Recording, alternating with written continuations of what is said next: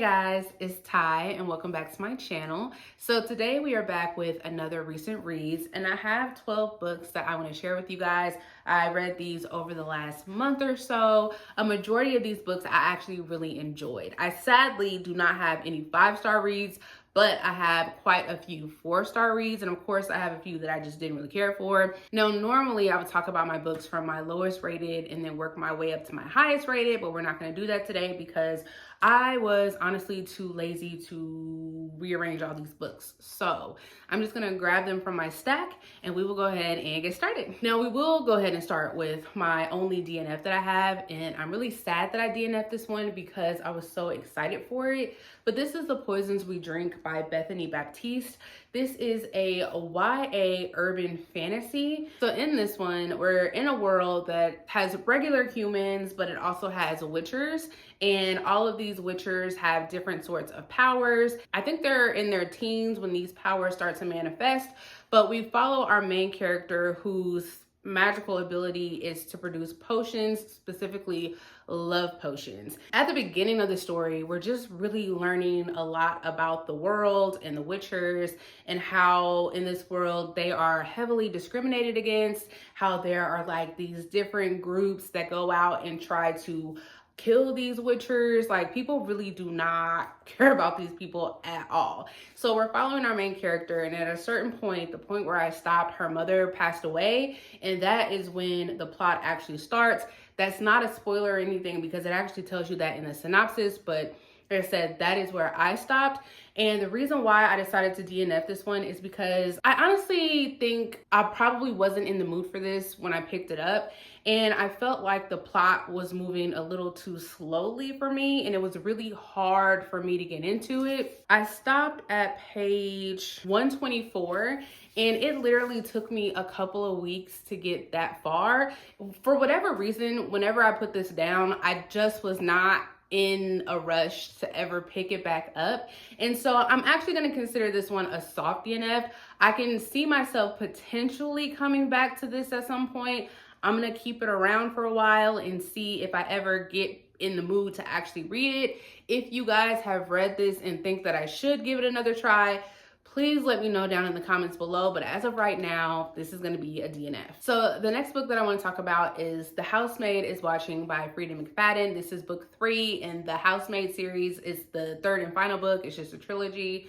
And one of the things that I'm trying to do this year is continue on with series or complete series that I'm currently in the middle of. I have tried to finish this for a while. I finally told myself that it is now or never. So I went ahead and finished it. But before I talk about book 3, I want to go ahead and talk about the novella that is technically book 2.5. So you would read it in between books 2 and 3. This is The Housemaid Wedding. I gave this book 2 stars. I did listen to it. And this is a novella that I don't feel like we needed. So in the novella, we're following our main character that we followed for the last 2 books, Millie. And in this book, Millie is getting married. I'm not going to say who she's getting married to, but if you have been reading the series, and you probably know who Millie gets married to. So basically the whole novella is about Millie and her getting married and some like small mishaps that happened before her wedding.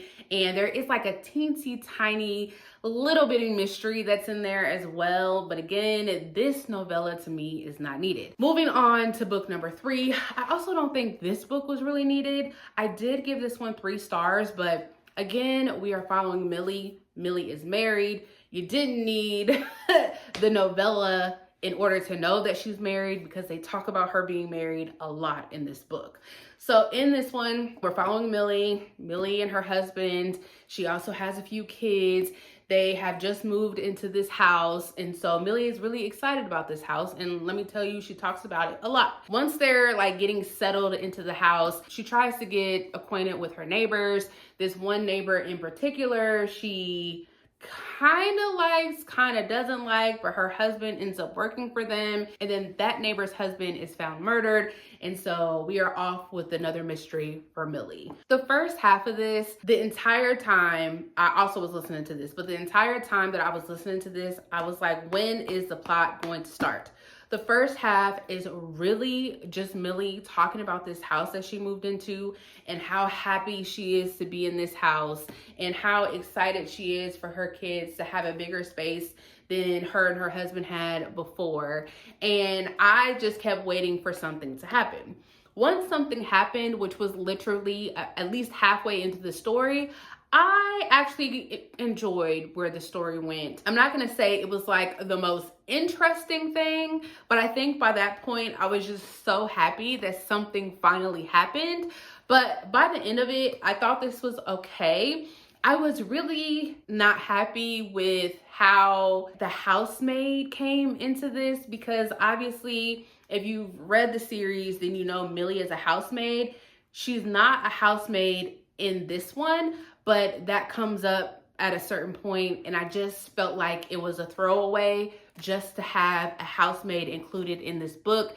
Hence the reason why I say I just don't think we needed a series for this. I think the first book was good on its own and we could have left it there. But if you guys really want to read this one, or you feel like you just have to, of course, by all means do so.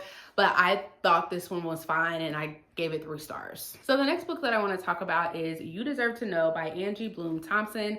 This is an adult domestic thriller. And in this one, we are following quite a few characters. So the main 3 characters that we're following, we have Gwen, Amy, and Lisa. And they are all neighbors, they're married, they all have kids, and they're kind of close. 2 of the women, they're kind of like frenemies because they both are close with one lady, but then the other one is jealous of like the relationship with the other one. It's a mess.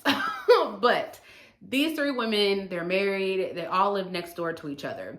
One of the women, Gwen, her husband is found murdered. And so now these neighbors are kind of thrown into this investigation. There are a lot of secrets, there are a lot of lies, a lot of things come out, and I really enjoyed this.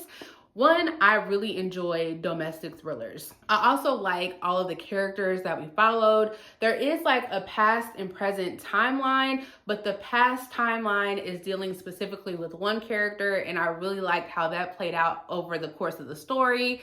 Anytime I felt like I knew where the story was going, that in fact was not where the story was going, and I don't think anybody would actually be able to guess where the story actually went. Normally I'm not like a big fan of epilogues, but this was like a really good epilogue, and it was like the cherry on top in regards to like this whole mystery that took place. I gave this one 4 stars.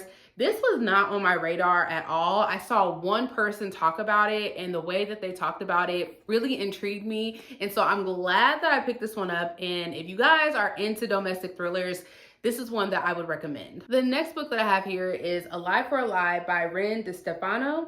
This is another adult thriller. I was actually sent this copy from Berkeley.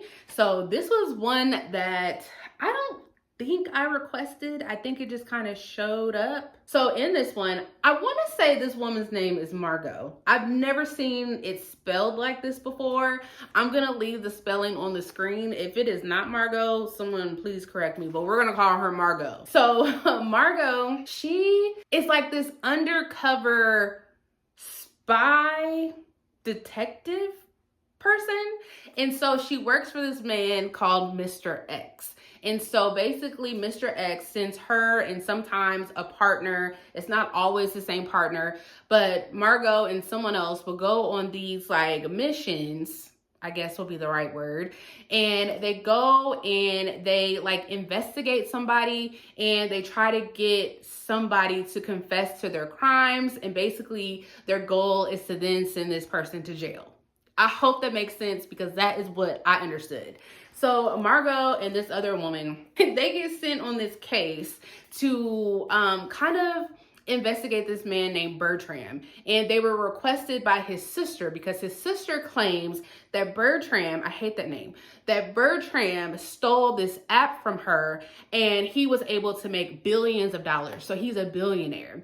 And so Margot and her partner, what the goal of their case is to get him to confess to stealing this app. That way they can turn him in and he can go to jail, and then the sister can get the app back. However, things go awry. This is another book that has a lot of secrets. At the beginning of this, we find out some information about Margot. Margot has this secret that she does not want revealed to her family. And so while we're like solving this mystery about Bertram, she also has this secret that she keeps bringing up that she doesn't want to be discovered. Also, I did not mention, and it's on the back, but while they are looking into Bertram, they also figure out that he may or may not have killed one of his ex-girlfriends. So that ups the stakes into this thing that they're working on to try to get him in trouble. I gave this one 3 stars. I thought the first half of it was a little slow. It definitely took a while for stuff to really get going. However, once we really got into like the meat of this investigation, I don't feel like I'm using the right words, but once we got into the meat of this investigation, the pacing just took off and it was nonstop from there. I would have rated this one a little higher, but remember that secret that I told you that Margot had that she didn't want revealed? Well, we got to know what that secret was, and it was definitely a little underwhelming. Had that been a better secret, I probably would have rated this one a little higher. Had the pacing been a little faster, I would have rated this one a little higher, but it was fine. I enjoyed it for what it was. Next up, I have Still Beating by Jennifer Hartman. This is a adult dark romance, and this is my first dark romance. And I still don't know how I feel about this. We're following our main character, Cora. And Cora, her sister, is about to get married to this guy named Dean. And her sister and Dean have been like together for the past 15 years. But Cora and Dean have like this frenemy relationship where, of course, they've known each other for a long time. They kind of play jokes on each other, and Cora claims that she just really doesn't like him. So that's that. So one day, Cora is out at the bar. She gets drunk. She tries to call her sister for a ride home. Her sister doesn't answer. Dean, however, answers. She's reluctant for him to come pick her up, but he does. And so while they're on the way back home, they are kidnapped. And then they are locked in a basement, and some things happen in that basement. And the story just kind of takes off from there. I'm not gonna lie, I felt a little uncomfortable reading this, especially the first half of this while they're in that basement.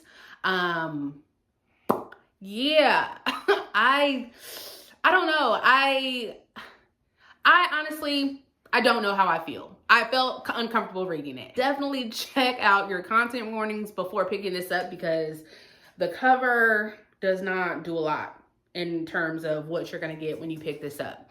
But after the events of the basement, we deal with the fallout of what happened in that basement between our two characters. There is a romance in there. I'm not really sure how I feel about the romance. I gave this one 2 stars. I don't know if I'm going to be rushing to pick up another dark romance, and I have quite a few because this is a genre that I have wanted to try. I don't know. I think I have to be in the mood for a dark romance, but I was told this is on the lighter side. I don't even know what to expect when reading something darker than this. We'll see. It wasn't necessarily bad. I'm just not exactly sure this is something that I like. So I settled on 2 stars. So next up we have How to Get Away with Murder by Rebecca Phillipson. This was a ARC that I received. It came out on February 24th. So if this one sounds good after I talk about it, it is out there and available for purchase. But in this one, we are following this female detective, and she has been out on leave from her job. She's been out on leave from a situation that happened to her that actually caused her to go to therapy. Her therapist told her that she is okay to start back work, so that's what she does. As soon as she is getting ready to go back to work, there is this young girl who is found murdered in a park. That triggers something for this detective, and now she is itching to go back to work because she wants to help solve this murder. At the crime scene of the murder, there is a book that is left that is called How to Get Away with Murder. And in this book, we do get excerpts of the book. So it's like a book within a book because we are getting chapters of the book as this detective is reading chapters of the book. And the book is basically telling people how to get away with murder. And so the detective and the other police department, they're trying to figure out if the person that wrote this book is the killer or if there is a copycat killer on the loose. My favorite thing about this book is the book that we got, How to Get Away with Murder. I thought that was so entertaining. The mystery, the story itself, I thought it was fine. In the middle of the book, I do feel like the pacing really started to slow down a bit, and it just kind of felt like by the end, it was just dragging on and on. And then the twist and reveal at the end, I wasn't really satisfied with. So I did give this one 3 stars. A lot of that came from, again, the book that we got in here, but overall, I thought this was fine. Next up, I have How to Kill a Guy in 10 Dates by Shaylee Thompson. This is an adult thriller, and I actually just finished this. And when I say I just finished this, I did listen to this on audio, and I finished it yesterday. So in this one, we're following our main character, Jamie. Jamie is a rom-com and slasher junkie. I think she teaches a course on these type of films, but she knows everything that there is to know about rom-coms and slashers. So much so that in the beginning of the book, it gives a list of rules for how to survive a slasher. And it is mentioned in the story that she has this set of rules listed on like the back of the bathroom door for her and her roommate in case they ever need it. Well, they actually end up needing that. So Jamie and her roommate end up going to this speed dating event.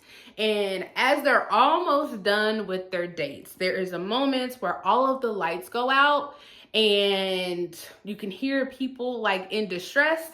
The lights come back on and some people have been murdered. So Jamie, her roommate, and some other people that have survived are now trying to survive this killer that's out there. And so the story just kind of takes off from there. Jamie is kind of made the lead of trying to get these people help because they find out that she is like a connoisseur of the slasher genre. And so I gave this 3 stars. The beginning of this, I really enjoyed. I actually liked a lot of like the slasher and rom-com references. However, by the time we got to the end of it, it just kind of felt like an overkill. There were so many references that I just don't feel like we needed it. It kind of felt like at times you were being hit over the head with these references. And I feel like if you are a really diehard like slasher and rom-com person, then you would probably really enjoy this. However, I am a rom-com and slasher lover, and I thought it was too much. I did think the ending and like the reveals was kind of predictable, and maybe it's predictable because I have seen a lot of slashers, so I was on the same page with our character and I was able to figure it out, but maybe that was the point. I did listen to this one on audio. Audio, I think, is the way to go. There are a lot of sound effects that are used in this, and I thought that that really enhanced the overall experience while listening to this. But overall, I gave this one 3 stars. Next up, we have Her Last Breath by Taylor Adams, an adult thriller. This is one of my most anticipated reads of this year, and this did not disappoint. So in this one, we are following Tess and her friend Allie. Allie is like a travel Instagram influencer. So she has traveled all over. She goes caving a lot. And so she has asked her friend Tess to join her on this caving expedition. That is not something I would ever do, but these two decided to do it. Before they actually really get started, like while they first get there, they encounter this man named Jacob. And Jacob did not make them feel very comfortable at all. He claims that he works for like the caving people and he's there inspecting something. So they just kind of like brush him off and go on with their caving expedition. While they're doing their thing, they notice that they are being followed and the story takes off from there, but the story is being told from Tess's POV, and Tess is actually recounting to the detectives what actually took place in that cave, because she is the only one that survived. This was a fun time. Like I said, I am not a cave diver. I don't really understand it. This is not something that I would ever find myself doing, but the way that Taylor Adams described the cave and the things that they were going through, the things that they were doing, the things that they were seeing, it made me feel like I was in the cave right along with these people. I really liked how the story was told. I liked that it was Tess recounting what happened. I liked that the story was broken up into different parts where we are getting sections from each character perspective. And I ended up giving this one 4 stars just because I felt like parts of it was a little bit predictable. If I wasn't able to predict some of the things that was happening, this would have been an automatic 5 stars. But nonetheless, I really enjoyed it. This is a 4-star read. Highly recommend. Next up, we have When I Kill You by B.A. Paris. This was another arc that I received. This one I actually got from NetGalley. And this is my first B.A. Paris book. This author has written quite a few books, but this is my first one that I decided to pick up. This is a adult thriller. We have a theme here. So in this one, we're following this woman and she is being stalked. And we don't know why she's being stalked. She's not actually 100% sure that she's being stalked, but she thinks she is. This also has a then now timeline. So we get a lot of the story from the past where she's describing a incident that took place. And she believes in the present day that because of that situation, she is being stalked by someone from that situation. And that's where the story takes off. And so I gave this one 3 stars. First half of the book, I feel focuses more on the past. Like we spent a lot of time in the past and the situation that happened with her. And I actually really enjoyed those chapters. I enjoyed them more so than the present timeline. By a little bit over halfway through, we no longer are in the past, we're just in the present with her. And parts of this I felt were unsettling. I think the thought of somebody stalking you is an unsettling experience. I hope that is something that never happens to me. There are definitely a few scenes in here where I was a little creeped out to the point where I started getting goosebumps. But what killed me for this one is the reveal. It's like I guessed it, but it's like one of those guesses where you're like, no, that can't be. That can't be. That we are not going there. And we did go there, and I didn't really care for it.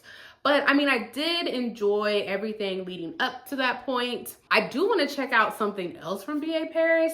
If you guys have read anything else from this author, please let me know down below like what I should try next from them. But I thought this was fun. So the next book that I received from NetGalley, we have They Call Her Regret by Chanel de Samores. I'm not sure if I'm pronouncing that last name correctly, but this is a young adult horror mystery. So in this one, we follow our main character, Simone. Simone, I think, is like a senior in high school. She absolutely loves Halloween.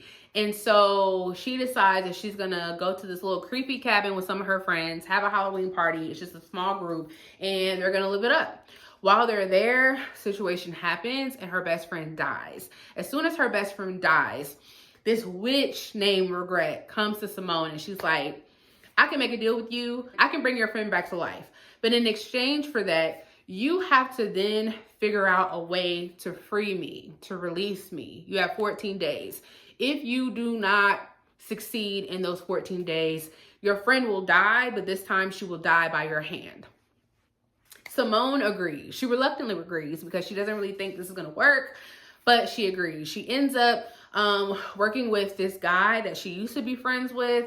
That's a whole situation, but they end up working together to try to figure out a way to free Regret. But while they're doing so, you start to get some information about Simone and you learn about the thing that she truly regrets, which ties in to her trying to free this witch named Regret. This was a really good one. I gave this one 4 stars.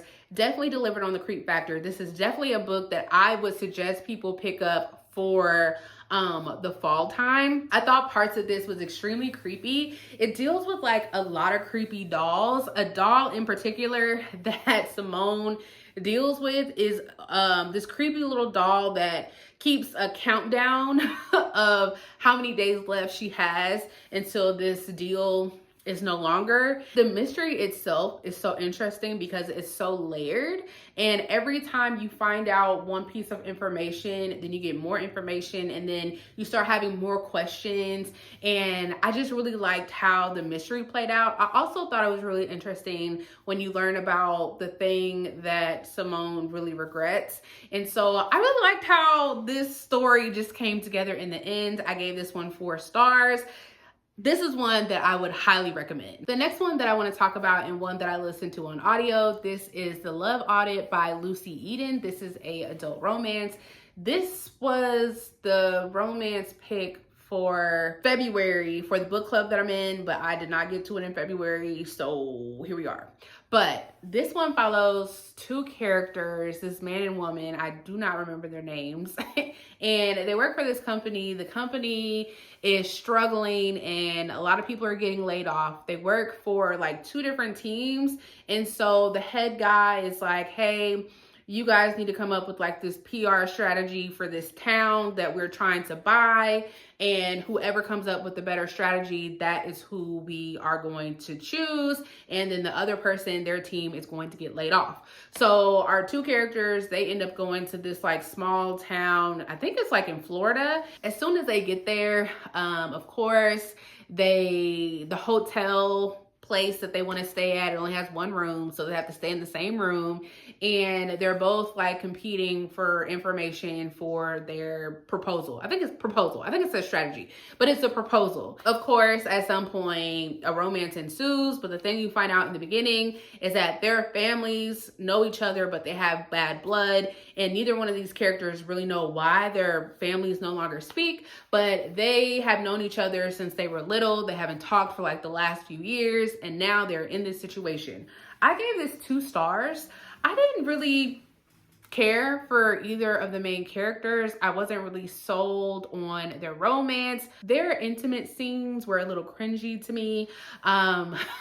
He requested that she would call him sir in the bedroom, and then he wanted to call her kitten. Anytime that happened, I just rolled my eyes so hard. I did like the small town setting. I'm a sucker for anything set in a small town. I can never live in a small town, but I do like stories set in a small town, and so I did like that in here. But I want to say that's probably the only thing that I did like. I wasn't even surprised on the reason for why their families no longer speak.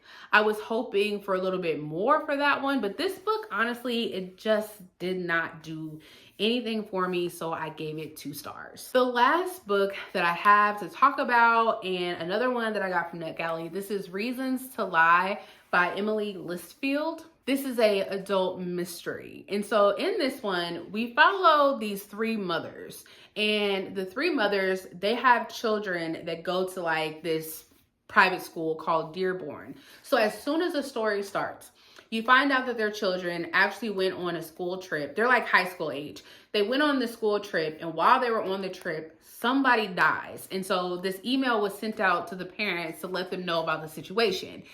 Then we actually go back days before the murder. And so every few chapters, we're getting closer and closer to the day this murder happened. And then we're following the events after the murder. But we're focused on these 3 women. One of the women, she is a single mom. She has a daughter. Another one of the women, she has 2 daughters. She's married, but their marriage isn't doing great, and so they're in therapy. And then so the last mother, her son is new at Dearborn, and she's pretty wealthy, and she's trying to get situated with like the school. And so we're following the mothers. And it's really interesting because this situation that happened, we don't see it from the children's perspective. We see it from the mothers, and I actually really like that. I feel like I'm not doing a really good job of explaining what the story is about, but that's what it's about. It does not sound that interesting, but it is so interesting just getting to know these mothers, their relationship with their children, the secrets that they have. I'm not going to say I was that shocked by what actually happened when you find that out. But I loved everything leading up to it. I think I really like seeing their relationships with their children. And then of course, I'm always here for some mess and some secrets. And that is exactly what you get in this. A lot of their like little secrets that they have actually kind of play a part in this murder that took place. And so I liked how everything came together, although some of it was a tad bit predictable. Not even predictable. It was just, you know how something happens that you don't necessarily expect, but it feels like it came out of left field. Like that's how I felt with this one, but it in no way hindered my experience with this. I gave this one 4 stars. I have never heard of this author before. The premise of it just really sounded good, but after reading this, I'm interested to read more from this author. So those are all of the books that I wanted to share with you guys. If you have read any of these, please let me know your thoughts down below, but I will see you guys next time. Bye.